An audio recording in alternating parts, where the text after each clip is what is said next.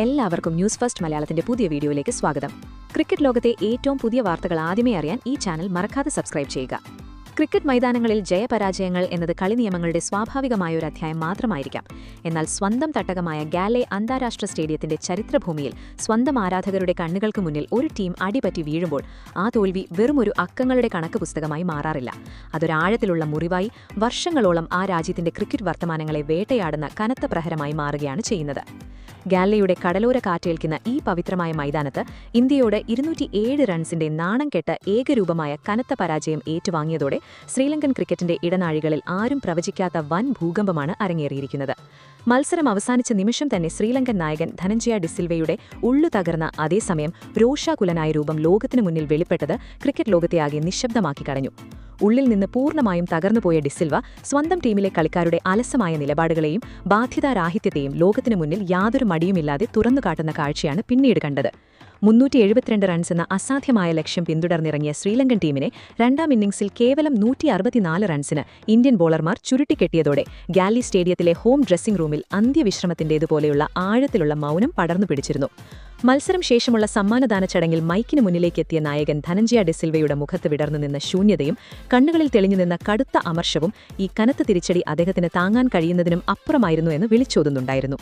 വിറയ്ക്കുന്ന കനത്ത ശബ്ദത്തിൽ സംസാരിച്ചു തുടങ്ങിയ ഡിസിൽവയുടെ വാക്കുകളിൽ കയ്പും കടുത്ത നിരാശയും നിറഞ്ഞുനിന്നു.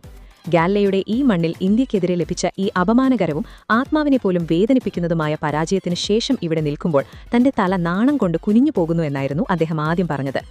അടുത്തിടെയായി തുടർന്നു പോരുന്നതുപോലെ വീണ്ടും അതേ ക്രൂരതയോടെ തങ്ങൾ തകർത്തുകളഞ്ഞ കോടിക്കണക്കിന് വരുന്ന ശ്രീലങ്കൻ ആരാധകരുടെ മുന്നിൽ കൈകൂപ്പി തല താഴ്ത്തി മാപ്പ് ചോദിക്കുകയാണെന്നും സ്വന്തം തട്ടകത്തിൽ ഒരു ടെസ്റ്റ് മത്സരത്തിന്റെ 5ാം നാൾ ഇതുപോലെ മുട്ടുമടക്കേണ്ടി വരുന്നത് ഒരു നായകനെ സംബന്ധിച്ചും കളിക്കാരനെ സംബന്ധിച്ചും മരണതുല്യമായ വേദനയാണെന്നും അദ്ദേഹം തുറന്നടിച്ചു. ഇന്ത്യൻ പുരുഷ ക്രിക്കറ്റ് ടീമിനെ പോലെയുള്ള ലോകോത്തര സംഘം മുന്നിലെത്തുമ്പോഴെല്ലാം സ്വന്തം നാടിന്റെ അനുകൂല സാഹചര്യങ്ങളെപ്പോലും മുതലാക്കാൻ തങ്ങൾ പൂർണ്ണമായും പരാജയപ്പെടുന്നു എന്നത് അംഗീകരിക്കാൻ കടുപ്പമേറിയ സത്യമാണെന്ന് ഡിസിൽവ കൂട്ടിച്ചേർത്തു.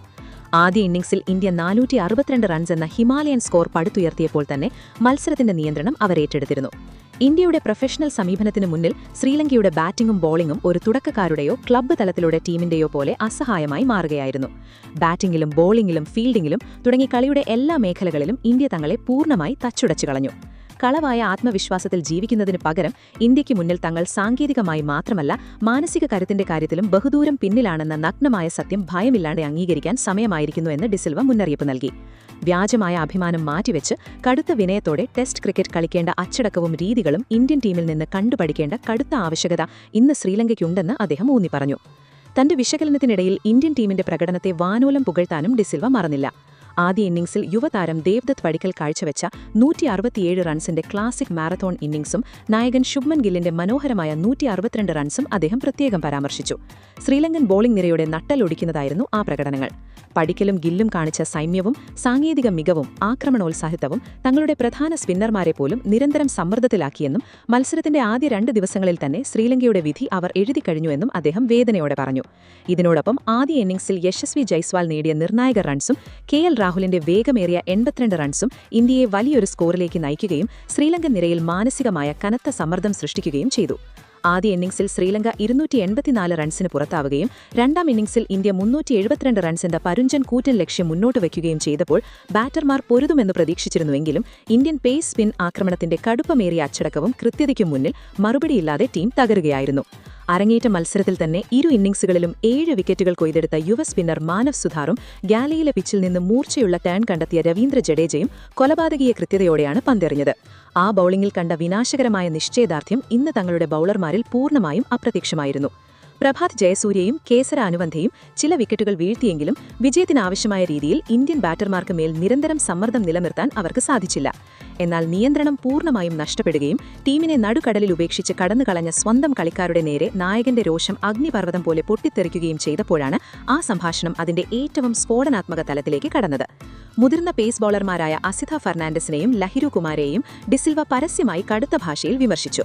പ്രധാന പേസ് ബൌളർമാരായി മൈതാനത്തിറങ്ങുമ്പോൾ പുതിയ പന്തിൽ എതിരാളികളുടെ ടോപ്പ് ഓർഡറിനെ പിടിച്ചുകുലുക്കുക എന്നതായിരുന്നു അവരുടെ പ്രാഥമിക കടവ.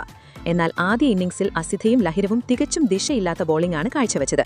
ഇന്ത്യൻ ബാറ്റർമാർക്ക് സ്വതന്ത്രമായി ബാറ്റ് വീശാനും ബൗണ്ടറികൾ കണ്ടെത്താനും അവർ ധാരാളം അവസരങ്ങൾ സൗജന്യമായി നൽകി. അങ്ങനെ ഇന്ത്യ എളുപ്പത്തിൽ 450 റൺസിലധികം അടിച്ചുകൂട്ടി.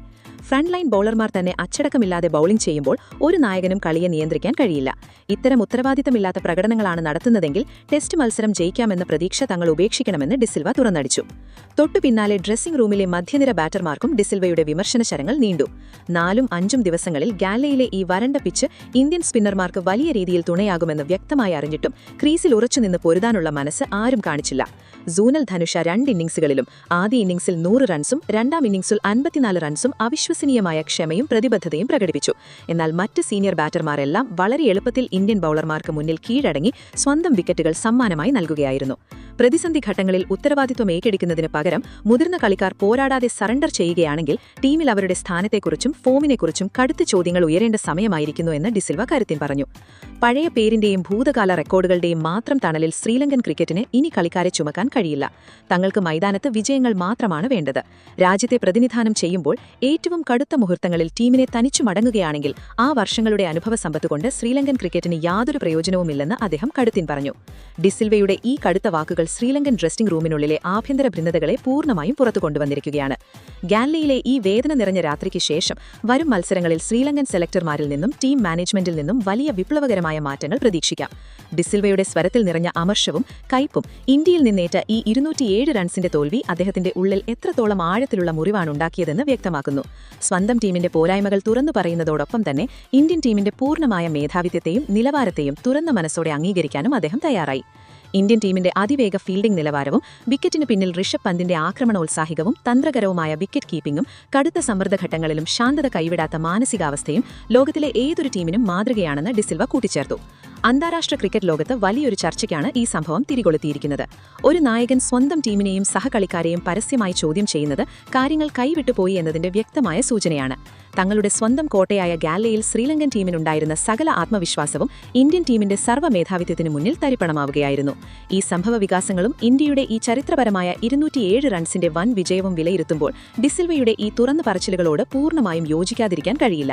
ഗാലയിലെ പിച്ചിൽ മുൻകാലങ്ങളിൽ സ്വന്തം സ്പിൻ കരുത്തിൽ എതിരാളികളെ വീഴ്ത്തിയിരുന്ന ശ്രീലങ്കയ്ക്ക് ഇത്തവണ തിരിച്ചടിക്കാൻ പോലുമായില്ല.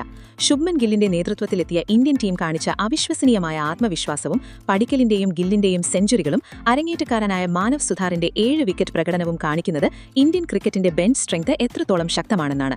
ഇന്ത്യയുടെ ഈ സമ്പൂർണ്ണ ആധിപത്യത്തിന് മുന്നിൽ ശ്രീലങ്കയ്ക്ക് അടുത്ത ടെസ്റ്റിൽ തിരിച്ചുവരാൻ സാധിക്കുമോ അതോ ഇന്ത്യ പരമ്പര 2-0 തൂത്തുവാരുമോ എന്നത് വരും ദിവസങ്ങളിൽ കണ്ടറിയേണ്ടിവരും. കായിക ലോകത്തിന്റെ ഏടുകളിൽ ഈ മത്സരം വെറും ഒരു ടെസ്റ്റ് ജയം എന്നതിലുപരി കൃത്യമായ ആസൂത്രണത്തിന്റെയും മാനസിക കരുത്തിന്റെയും പരമോന്നത വിജയമായി രേഖപ്പെടുത്തപ്പെടുമെന്നതിൽ സംശയമില്ല. ഗാലയുടെ ചുവന്ന മണ്ണിൽ വീണടിഞ്ഞ ശ്രീലങ്കൻ പ്രതീക്ഷകൾക്കുമേൽ ഇനി പുനർചിന്തനത്തിന്റെ കനത്ത നിഴലുകൾ വീണുകഴിഞ്ഞു. നായകൻ ധനഞ്ജയ ഡിസിൽവ ഉയർത്തിയ വിപ്ലവകരമായ ചോദ്യങ്ങൾ ആ രാജ്യത്തിന്റെ ക്രിക്കറ്റ് വ്യവസ്ഥിതിയിൽ തന്നെ വലിയ അഴിച്ചുപണികൾക്ക് വഴി തുറക്കുമെന്ന് ഉറപ്പാണ്.